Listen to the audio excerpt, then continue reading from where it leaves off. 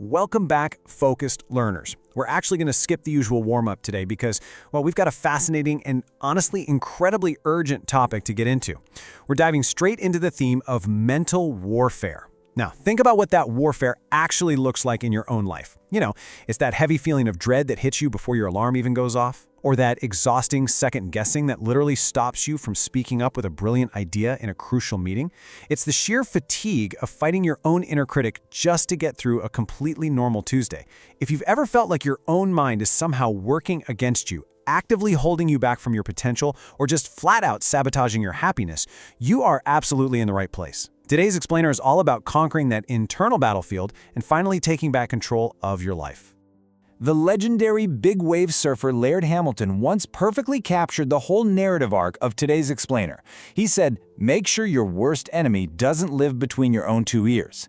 And wow, those words highlight a massive blind spot for most of us, don't they? We spend so much time and enormous amounts of energy preparing for external threats. We're constantly worrying about economic downturns, industry competitors, shifting algorithms, or just plain old bad luck. When things go wrong, it's so easy to point our fingers at the outside world. But what if the most dangerous, insidious opponent you will ever face is actually you?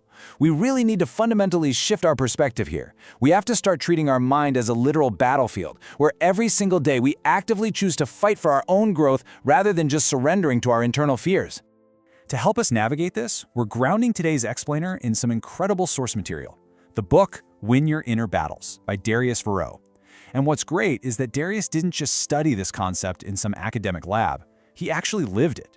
He openly shares his own highly relatable story. He built successful businesses, sure, but he also experienced the crushing failure of launching a men's apparel brand.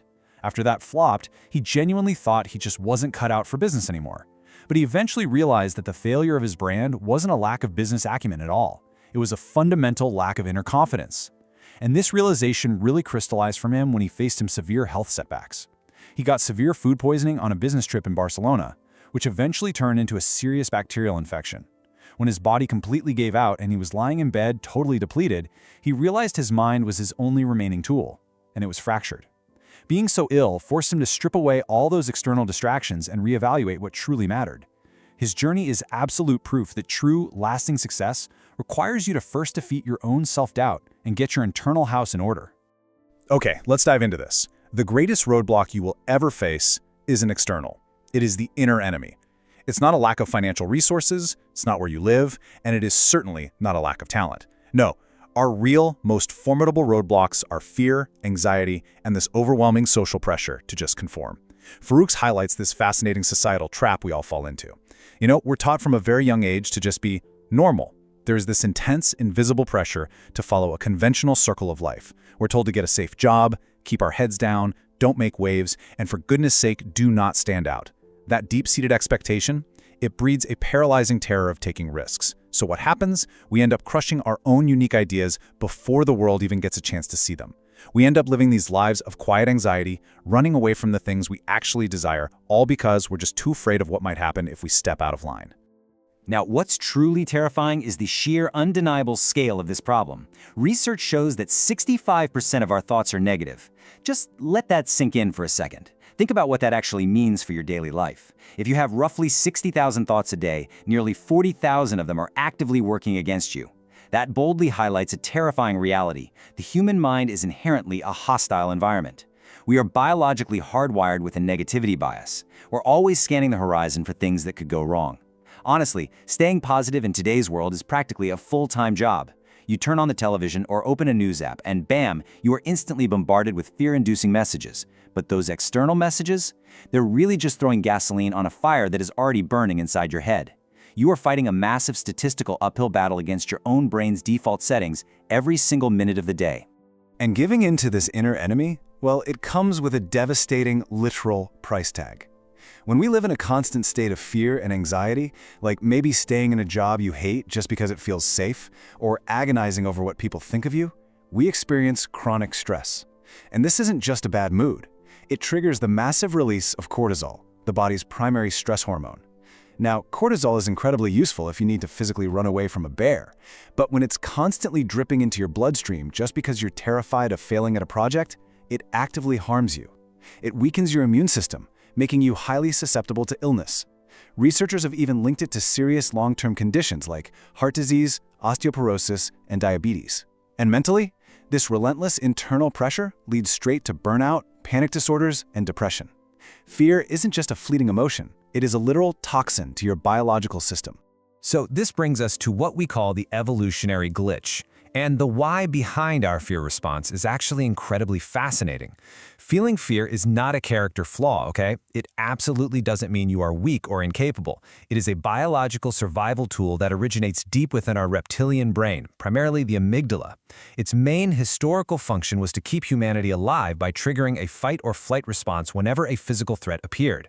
The problem is that evolution moves remarkably slowly. It takes millions of years to update, but human society has drastically changed in just a few thousand years, so our brains simply haven't adapted to the modern world yet. We're essentially running on heavily outdated software. This ancient alarm system is constantly misfiring today. It treats an awkward social interaction or a challenging new project the exact same way it treats a hungry predator. And this brilliantly illustrates the absurdity of it all. Look at the contrast here. On one side of human history, we have hunter-gatherer threats. We're talking wild animals hunting us, literal wars over land from 10,000 years ago, and completely uncurable epidemics, actual life-for-death survival stuff. On the other side, modern threats, public speaking, sending a stressful email to your boss, changing careers, or, asking someone out on a date. Your brain simply cannot distinguish the difference between an actual physical threat and a psychological threat that you've completely made up in your own head. When you are about to step onto a stage for a presentation, your brain sounds the exact same biological alarm as if a predator just stepped out of the bushes. We suffer the physiological symptoms of a life-or-death struggle: sweaty palms, a racing heart, shortness of breath, all over a PowerPoint. It is a massive overreaction by our biology. So how do we fix this glitch? Well, we have to get tactical. The legendary military strategist Sun Tzu provides the ultimate framework for this. He said, "If you know the enemy and know yourself, you need not fear the results of 100 battles." Since your brain is the battlefield, you're actually playing a dual role here. You are both the warrior and the enemy. And you simply cannot defeat an enemy you do not thoroughly understand. If you just run blindly from your fears without ever stopping to examine them, you will succumb in every single battle. The absolute most powerful weapon you can possibly deploy in this fight isn't bravery. It's not a total lack of fear, because let's be real, a completely fear-free life is biologically impossible. No, the weapon is profound, unapologetic self-knowledge. It's about recognizing that fear pattern as a glitch, not a fundamental truth. Let's actually put that into practice right now with some tactical self-interrogation. I want you to mentally read through these with me quickly. Don't overthink it, just feel the answer. What stresses me out? What makes me tired? What's my definition of success? What makes me afraid? What am I good at? What makes me angry? What do I value in life? Take a second and just let the weight of that sit with you. You need to rapid fire these kinds of questions at yourself regularly. Usually, the very first answer that pops in your mind is the honest truth. We so often avoid these questions because we are secretly afraid of the answers. But look, if you don't know exactly what makes you tick, what drains your energy, and what truly terrifies you, you are fighting completely blindfolded. There are no right or wrong answers here. There is only the truth of who you are. Once you start interrogating yourself, you'll quickly realize that our anxieties generally fall onto two distinct fronts. First, we have external events, the fear of traffic accidents, unexpected illnesses, or sudden economic downturns. These are things that happen to us. Then we have internal states, the fear of rejection, the fear of failure, the fear of intimacy or vulnerability. These are things that happen within us. But here is the totally mind-bending secret Thoreau points out in the source material. Whether the fear is entirely external or deeply internal, the psychological root of the terror is exactly the same.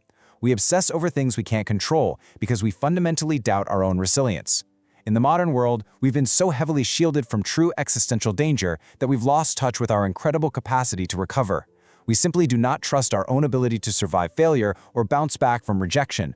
So, the crucial point is, every single type of fear we experience in our daily lives, from sending that daunting email, to facing an unexpected illness, to changing your entire career path, it all boils down to one simple paralyzing thought: I cannot handle it. That right there is the treacherous voice of the enemy within, and the absolute only way to win this battle is to consciously, deliberately overwrite that internal script. You must look that fear dead in the eye and state, I can handle it. I know it sounds almost too simple, but it is profoundly empowering. By adopting that mantra, you literally rewire your brain's default response. You instantly shift your mindset from being a passive victim of circumstances, just waiting for disaster to strike, to an active, capable warrior who is ready and equipped for whatever life throws at them. Which brings us to our final question, and really the ultimate choice you have to make right now. What will you choose to handle today? Because growth must be chosen again and again. Fear must be overcome again and again. You can continue to let that outdated, misfiring enemy between your ears dictate a life of quiet stress, endless hesitation, and missed opportunities. Or you can decide today that you are capable, that you are strong, and that you can handle it. Stop fighting yourself and start living with absolute purpose. Thank you so much for exploring this fascinating material with me today on The Explainer. I really hope you leave here equipped, empowered, and ready to win your inner battles.